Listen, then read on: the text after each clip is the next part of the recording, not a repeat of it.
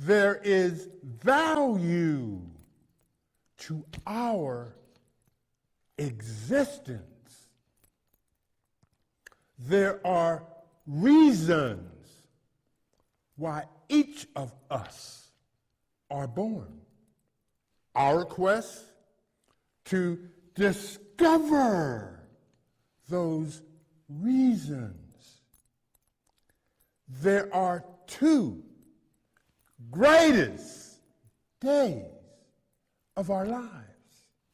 The first, the day we are born.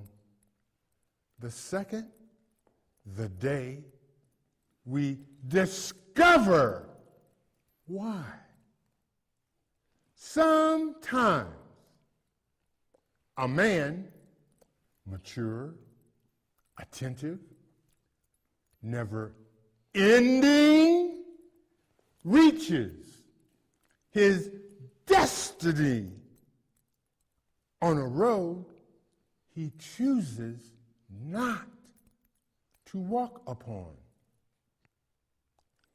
How far will a point of view and belief system go to prove dominion?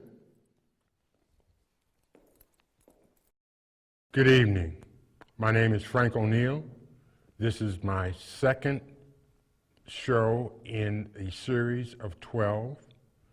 The title of today's show will be Maybe, a poem that I wrote which calls for 3 in 1. In my view, life, there are things that I know, there are things that are in my control, versus there are things I do not know. There are things that I have no control over. The beauty of life is the equity we profess in existence.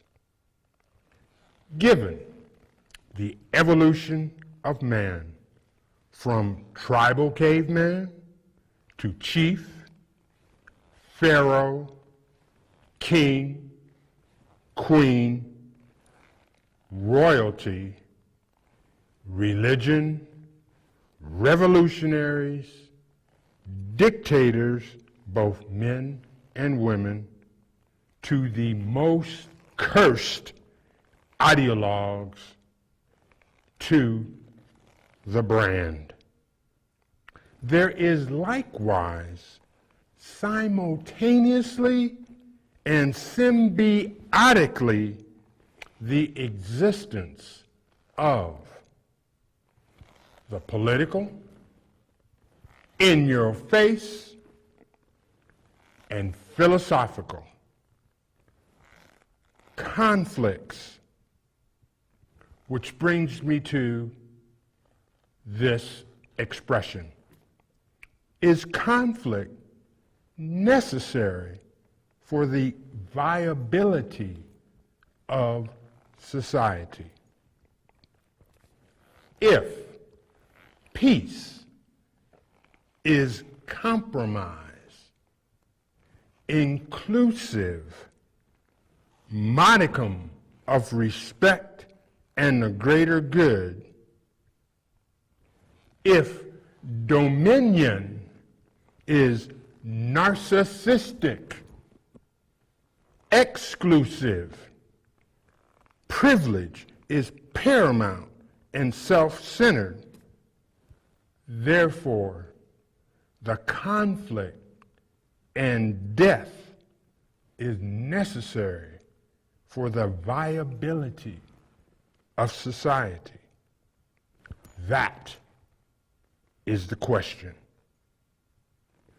Who has claim? Indigenous, indentured, privilege, or slaves? The quest for knowledge. Who has claim and access? Indigenous, indentured, privilege, or slaves? Conflicts. Do the three, political, in your face, and philosophical, interact? Will the three act independently of the others or join in concert? Will the three lie, cheat, plant evidence, steal, rewrite history? No, history is written by the victor. And will the three kill? Will the three establish the status quo as the only voice, the valued voice, the citizens of worth in society? Each and every civilization is examined by history and academia, from the tribal struggle for existence to the world. What is the value and importance of this examination? Is the impact and contributions brought to man in his quest for existence good, bad, ugly? Conflicts. Who has claim? The quest for knowledge. Who has access? Who has claim? Man, mature, attentive, never-ending, sits atop the intelligence scale. It's kind of funny. Man, of all the animals listed on this scale, is the only one that kills for the thrill. Who has claim? Poets disseminate to mankind the richness, the complexity, and the luxury of philosophy in terms which affirms our right of passage and existence. This plane of existence is measured by the world through the literature of man. My label is the books of life. How have we come to believe? The first book, the Iliad and the Odyssey, written between 1260 and 1180 BC by the Greeks with respect to the reporting of the war between Greece and Troy. As I said earlier, history is written by the winners. My next book, the Bible, the entire story of the Bible. Constantine, before entering Rome for a reunification of the Roman Empire, had a vision the night before they marched. And in this vision, he saw a symbol in his dream. When he awoke the next morning, he instructed all of his troops and standard bearers to place upon their standard the symbol Pax Romanus. Upon entering Rome, because of this dream and this vision, hardly a soldier was lost. Therefore, in 331, Constantine gathered all the religious scholars to then compile in one uniform book the Bible. That's how we got Matthew, Mark, Luke, and John. As we remember, there were 12 apostles, but in order for there to be an easy understanding of all of these books, Constantine, along with the council of all of these religious scholars, decided the easiest way to disseminate information about God, the Gospels, went through Matthew, Mark, Luke, and John. The next thing which occurred was the Gutenberg Press in 1439. With the printing made available to every man, the first book that was printed was the Bible. The known religion at the time could not stand the fact that this book is now available to each and every soul in the world, thus diminishing their ability to preach from the standpoint that before the Gutenberg Press, it was up to the ministers and priests to disseminate the meaning of the Bible. Now, with the Gutenberg Press printing the Bible, everyone could read and interpret for themselves, thus creating a conflict.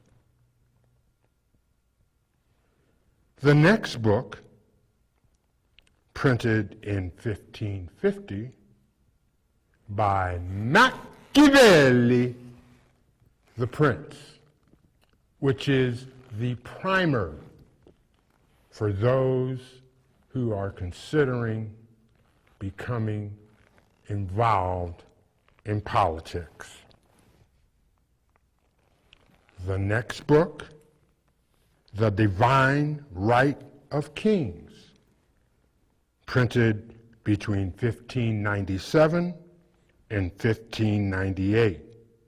The importance of the divine right of Kings is that royalty then affirmed through words that everyone could read their linkage to God and ordained royalty as those best to rule. In 1603, William Shakespeare wrote a play called Othello. This was the first time in history that a playwright wrote a play about a man of color. Significant, very significant. It showed the tragic flaw of Othello. And during the story, if you're familiar with Othello, had a man in his ear who was jealous of his relationship, and thus we have the tragedy. The next important document, the Willie Lynch letters in 1712, which is the primer, and in fact, everything within the Willie Lynch letters stated how to control and continue unconditionally slavery. The next important book was written by Samuel Clemens in 1884, which was the second time in history that a man of the melanin-less society therefore quoted these words, "I think I'm going to hell," which reinforces and stated for the second time that men of color were, in fact, men. Now, throughout our history, there have been eons and eons of devastation upon black men, women, and children. Remember that man sits atop the intelligence scale. He is the only animal that kills for the thrill. Therefore, we also put into play at this point,